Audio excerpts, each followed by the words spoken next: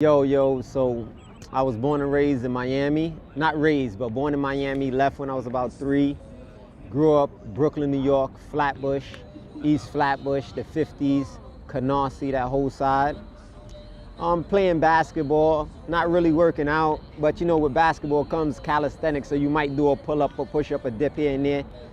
Kind of took to the streets, 15, 16, stabbings, shootings, robberies, home invasions, locked up, incarcerated 3 to 4 different times. Did about over 10 years in prison, came home on this last one from a Fed bid and decided to push this calisthenics stuff to a whole nother level. And I'm here now with you, Kas. You know what I'm saying? Like, we was in school, you know, of course we was really into basketball and, you know what I'm saying, like running around just being kids, man, trying to have fun. You know what I'm saying? And, you know, so that, you know, that was like Matt, you know what I'm saying? That was Matthew, you feel me?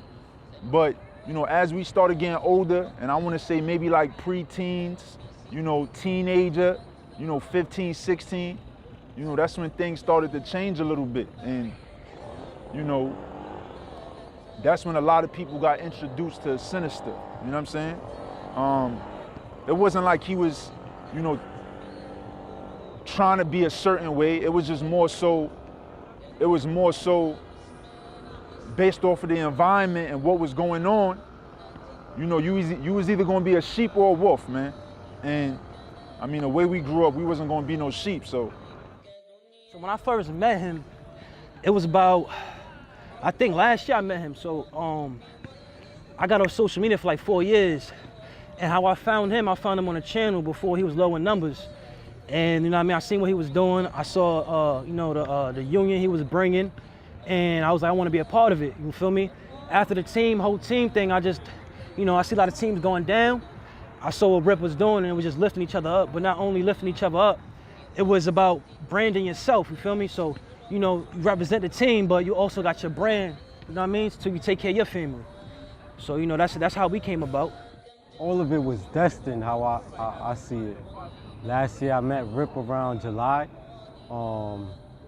It was at Wingate Park, and I was working out on the bleachers, and I saw Rip doing a virtual training session, and I decided to go up to Rip because I lost my Rip stick that I ordered. And we, you know, introduced ourselves, we chopped it up a bit. I bought another Rip stick off of him, and after that, I was just working with the Rip stick on the bleachers and having the community work with it. And it's funny because a lady at the park, she said, you know, you should really market the Rip stick because you know how to, you know, demonstrate it correctly and, you know.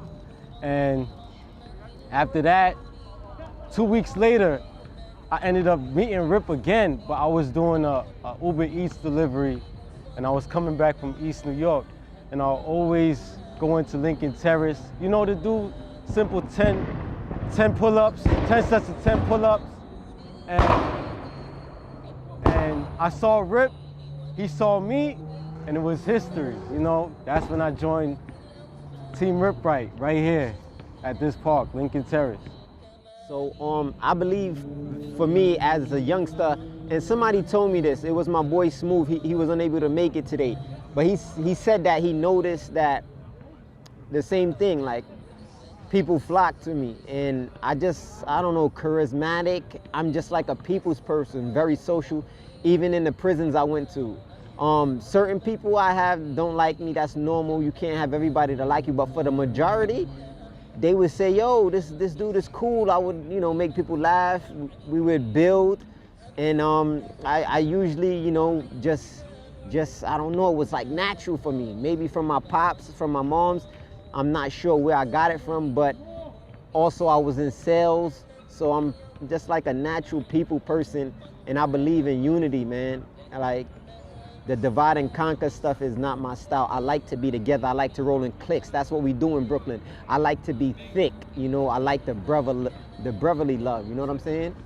Because at the end of the day, it's not about glorifying any negativity. You know, you understand what I'm saying? So the person that he is today, you know, Islaam, it overshadows it, man. It's positive. I mean, if you look at what he's doing, man, it's inspirational. You know what I'm saying? He's giving back to the youth. He's putting people in positions to win, man, and that's what it's about. I mean, you know, he started doing this calisthenics and going through this whole calisthenics journey. And you talking about somebody who did, you know, over 10 years in prison, man, and you know, came home with a totally different outlook on life. You know what I'm saying? And that's commendable, man. Like that's what I raise my hat to. The goal is, honestly, is for the youth to be able to see what we doing right here, and then rather them, you know, running to the block and whether they shooting dice or, you know what I mean, they getting indicted just for being around the wrong person, we got them, I don't even want to say distracted, we got them over here working out with us, you know what I mean, and want to, you know, change their whole lifestyle. Because if you don't know, you know, Rip done changed a lot of people's lives to the point where, you know, they was into the music industry and they wanted to go all the way north with it. We right here with it, we doing something constructive, and this constructive, you know, is making an outlet not only for the better of ourselves, but to create a pathway for our own, you know what I mean? Like, I got a little man, I got 2 sons, wife, so, you know, my whole house healthy, you know what I mean? And that's my foundation right there. I do anything to protect that, so I gotta lead, and that's what he's doing. We leading by example. So now the goal, a lot of people think RipRight is based upon calisthenics. It's more than that to me. Like what we said in the last theme, it's a mindset, a methodology, but I'm not building calisthenic athletes, I'm building entrepreneurs. So the main aspect is that everybody on my team or everybody on Team RipRight becomes their own boss. You don't just be RipRight. No, you have to have a goal, a mindset of building your own and working for yourself. That's one of the main goals for how I'm touching a lot of people. You got Cam, just got his own brand. POV Josh, just got his own brand. Velocity got its own brand. You got Twilight, got its own brand. So that's what it's all about, that every individual becomes a person that, you know, other people could also look up to, and they can also help and train them to be entrepreneurs as well. I used to work out by myself. I never really used to work out with a community, and now it's not just myself, it's my teammates, and it's a whole community. We learn from each other, we grow with each other, and this is my first time, you know, experiencing this. So I'm just adapting, adjusting to it, and honestly, I love it because I call these guys my brothers, and I love them a lot, you know, because without them, I've been really down and out. So I appreciate their presence, and it's a blessing. Shout out to Rip, shout out to Team RipRight. I love him, man.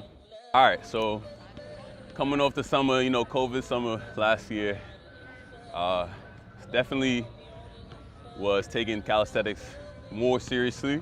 So what better way to take it seriously than to come to, basically the Mecca is Brooklyn. So, you know, I had to step into Lincoln Terrace Park, and RipRight hosts meetups. So, you know, text out the community, then you get the information, get his whereabouts, get the time, and you pull up. So I'm like, all right, I'm about to pull up. I'm hopping on the train. I'm actually talking to my homie, telling him all this was about to go down, because this is a big-ish moment.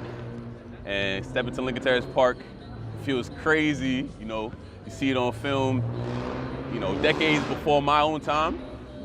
And then to be here, seeing legends there, seeing RipRight, seeing Young Beast there. Pulled up to him, he was like, I was like, yo, I'm here for the meetup. He was like, let's go. Jump right into a whole set. And it's the RipRight requirement set, one of them he has on his YouTube. And we was just, from there on, it was just straight good vibes. Really great energy that he bestowed.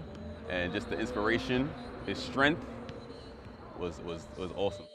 They tell you from the jump what the children are the future. So if you're not trying to get the kids off the street, then what's gonna happen? They're gonna end up like me.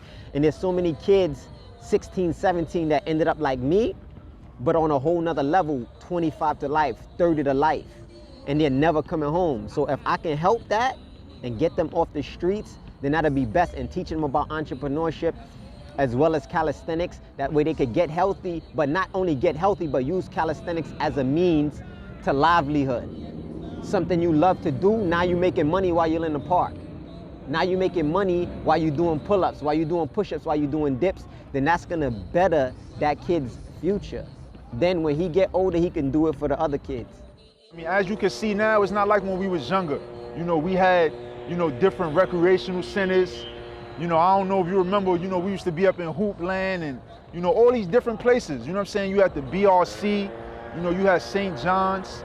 I mean, these places are still here, but you don't have the same, you know, a lot of kids, man, they outside, you know what I'm saying? A lot of people, you know, they outside, man, and they getting into the wrong stuff. So this is just kind of, it's gonna kind of bring it back and just, you know, give the youth more inspiration to do positive things, man, and let them know that they could be entrepreneurs and they could do different things on a positive tip and still get to a bag, you know what I mean? Now, much respect to Marvin Gatlin, which he created the ripstick and didn't really want to push it to the level or whatever have you. I haven't had the pleasure of meeting him yet, but we're working on that.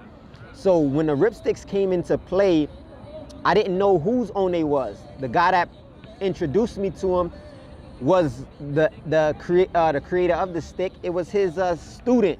So we started just pushing the sticks, and I seen the ability that they had on the calisthenic industry. And it took me to a whole nother, since April of last year till April of now, we're talking over 100,000 in sales. It changed my life, it changed my body, it changed me financially, it changed me in so many ways. Every workout that we as Team RipRight do, we incorporate the ripstick, and I think it's one of the best things that happened to me after my religion in reality.